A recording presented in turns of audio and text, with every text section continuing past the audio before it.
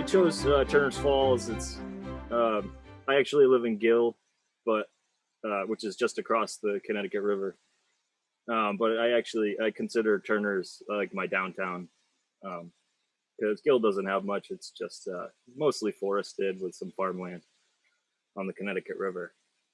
Um, so, anyways, Turner's it's an old mill town.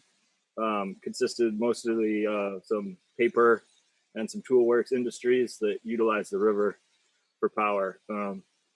Formally established in the 1860s when rebuilding the canal that runs right through the town. It was rebuilt, used for hydropower, powering the paper mills, etc. Um, the canal was originally built in the 1800s, and it was really a bypass, a series of locks that was used for boat traffic to bypass the waterfalls in the Barton's Cove area, which is pretty much what is named after Turner's Falls. There's a big falls there where there's a dam there now, but in the 1800s, you could actually travel by boat from Long Island Sound all the way to Bellows Falls, Vermont, which was a pretty cool fact to find. I didn't know that the canal was originally designed as locks for boats to be able to pass by the big waterfalls. But now it's just a channel used for power. And of course, in the late 1900s, all that industry crashed. And there's lots of abandoned mill buildings, etc. So Turner's is kind of a undergoing a bit of a renaissance, and it turning itself around into a pretty vibrant arts and the arts community. And yeah, so anyway, Turner's it's got a quirky small town feel for anybody that's never been there.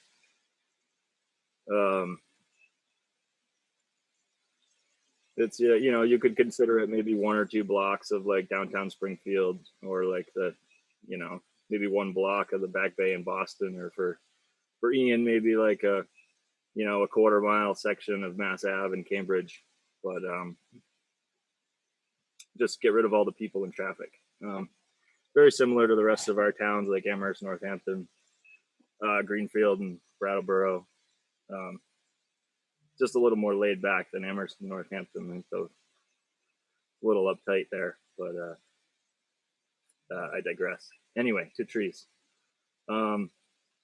So Turner's actually had a tree inventory completed by the Franklin County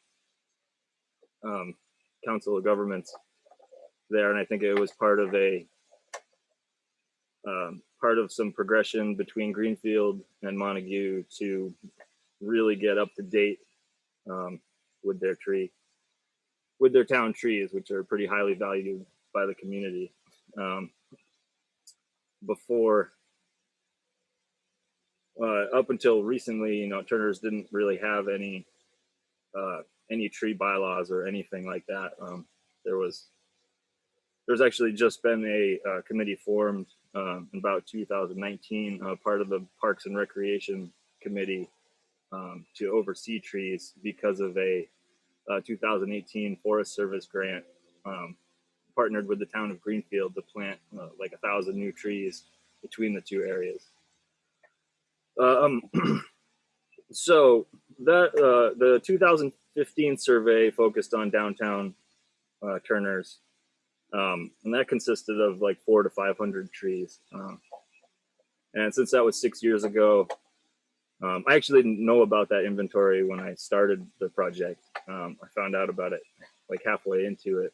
It was kind of disappointing because I figured nothing had been done in Turner's like this, and I was going to pioneer it, but I was, a few years behind the game. So I just did a small section of like 100, 105 trees, something like that. And I just sampled part of the immediate downtown area, which was part of the 2015 sample. less than a mile's worth. Just starting it, that's when I realized how many trees Turner's actually has. There's I mean, the picture in the middle of this poster doesn't really show much green cover, but I think that has to do with seasons. There's not much cover showing in that aerial photo, but being on the streets gives kind of a different feel. So yeah, I sampled a small section. I measured trees. I used thanks to Dave, I used that EpiCollect 5 website that he had brought up in the app for my iPhone, which it worked out really well, very smooth. I made my own form, which form consisted of just a tree number that I assigned myself, a date, a location, which is the latitude and longitude, using the phone GPS, a site description, which just consisted of 3 options, either a park, open space, a street lawn, or a tree pit. Species, just the common name, Latin name. Diameter of breast height. Height, I just sort of estimated, visual. I'm kind of good with that sometimes, other times not so much. But condition was just good, fair, poor, or dead. And I gave a visual limited risk assessment of low, moderate, high, extreme, which is just a broad overview of the tree. And then I just had a yes or no question, whether it needed a basic risk assessment of the full ISA thing. And that was a yes or no. Most trees, no. I did mark a couple yes, and those are the ones which I did the full risk assessment for in the report. And then I had a maintenance section, which just had some options of pruning, staking, insect or disease control, or soil remediation, or full tree removal. And then notes that I just took on the trees. Anyways, I came across, out of like the 103 trees I did, there was a couple dead. And there was also 5 new tree plantings that were part of that grant, which consisted mostly of linden and hawthorn trees. Let me see.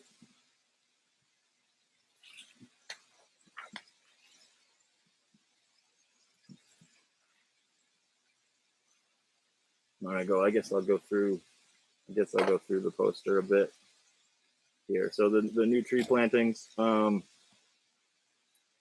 Turner's, in terms of species composition here, Turner's has an extensive population of Norway maple, and that's seconded by crabapple species and white ash. The crabapple species are pretty neat. They kind of give Turner's a really nice feel when you're walking down the street. They give this nice canopy cover over where you park and visiting shops, etc.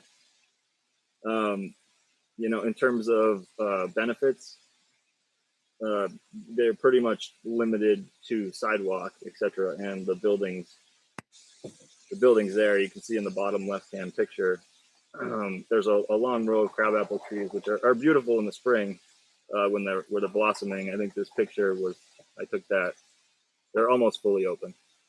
But it creates a pretty nice tunnel, a really nice experience. But you can see the buildings in the back are sort of taller, so they don't provide any shade to the buildings or any sort of benefits in those terms. And I'm kind of on the fence whether that maybe it was designed like that. So I've been up in some of those buildings, in the second floors, and the views are pretty nice.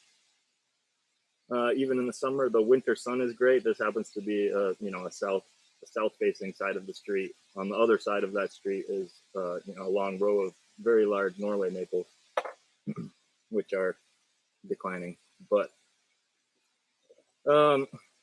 these trees, they're rough looking at the base, but they give some really interesting character. The end of one street, the top picture, there of that little hollow. There's actually a baby raccoon sleeping in there. You can't see it too well. This picture is pretty small, but it was kind of right in my face, so I was careful when I was measuring that height. It was mid-afternoon, so he was sound asleep. I didn't poke him or anything like that to wake him up. I figured he'd come out on his own once the sun went down. Turner's has a lot of parks. There's Pecumscut Park, which is right after you cross the bridge over the Connecticut and come down into town. It's the next photo to the right after the raccoon picture. There's a nice planting of river birch there, and the whole park on the side of the street and into the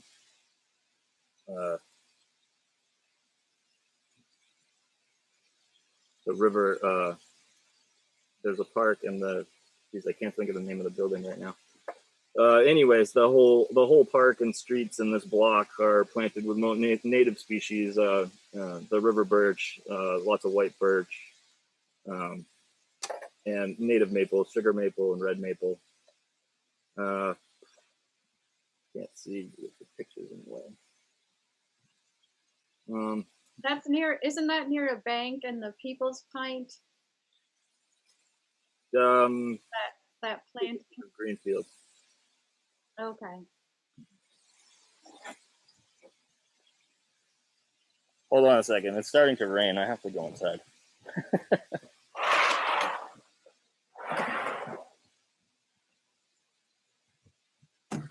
So I got my map in the middle here. Using EpiCollect was really easy to download and pop everything into GIS and pull up your locations. And I ran through GIS things to get some tree species. I guess you could see the species composition chart here, which are Turner's has a good population of native species.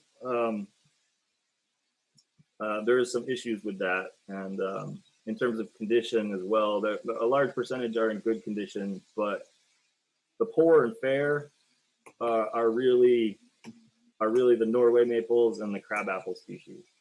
So the Norway maples are one section of large, healthy ones, and then there's one section where they're really thinning. I'm not sure what the problem is, but they are slowly being removed, and it's leaving some open space that will be replanted hopefully soon. A few issues, maybe something I went over. Now there's a Norway maple. It's in front of a wood shop on a part of 3rd Street, and these trees are in a street lawn, but this one, I don't know if you can see close up in the photo, but there's some hatchet marks and some knife marks and some carvings. So really, there's no protection over any street trees as of now. The town, the tree committee and Parks and Rec department have created an extensive set of bylaws that's about 6 pages, and they're pretty representative of the Massachusetts general laws. Don't know what number that is right now, but in terms of what there is now, there's only Article 4, Section 7 in the town bylaws, and that just states no person shall tie or fasten any horse, ox, mule, or cow, or donkey to any such tree, or to any fence or other structure erected for protection of said tree, nor allow any such animal to remain where it can reach such tree with its mouth. So that just leaves, humans at free range to prune, cut, do whatever they might. So the town bylaws are, I think this pandemic has kind of held up the process of voting to voting on these and getting them enacted and part of the bylaws.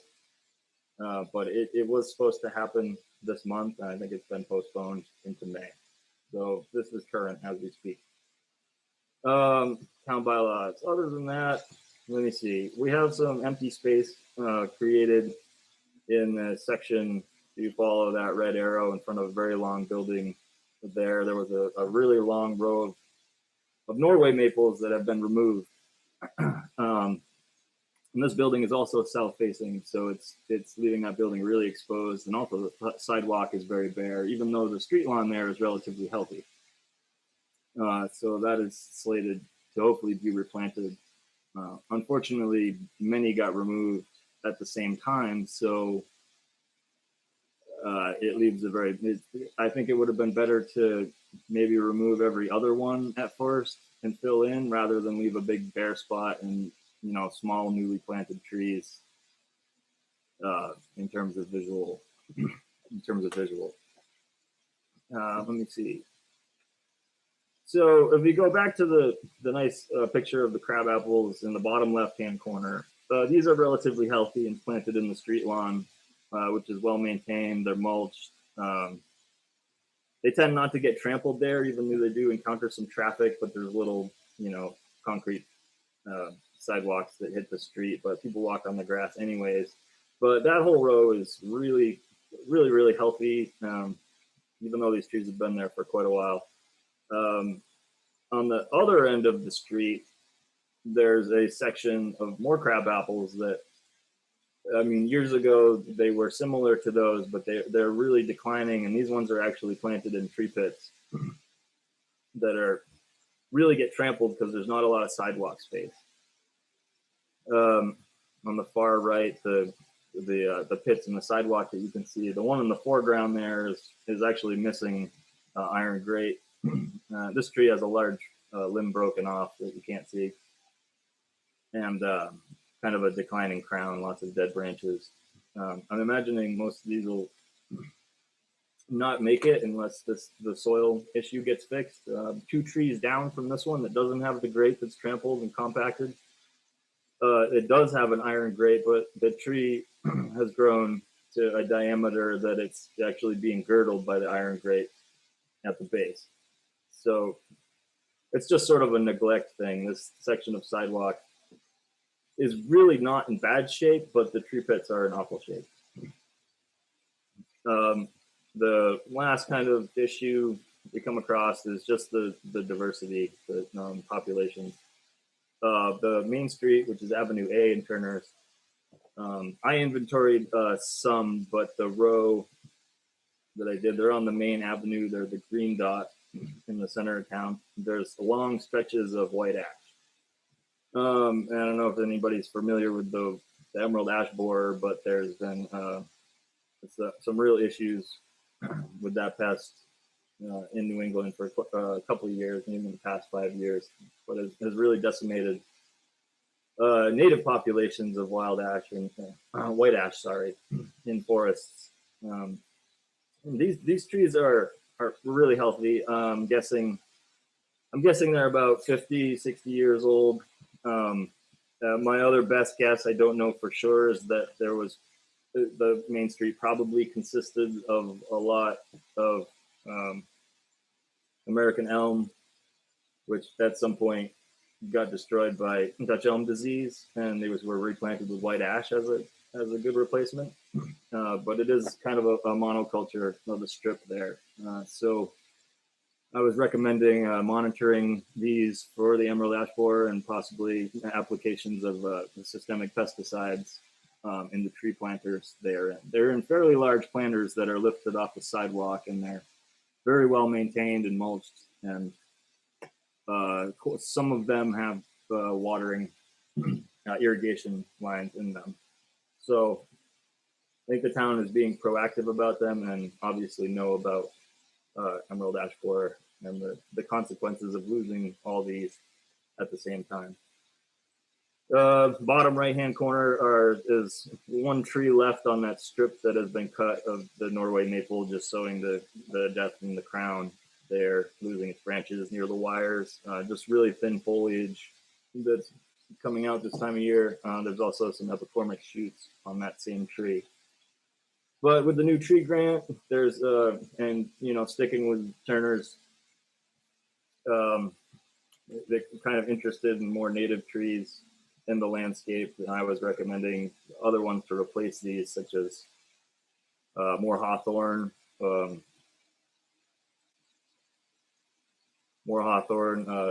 native maples,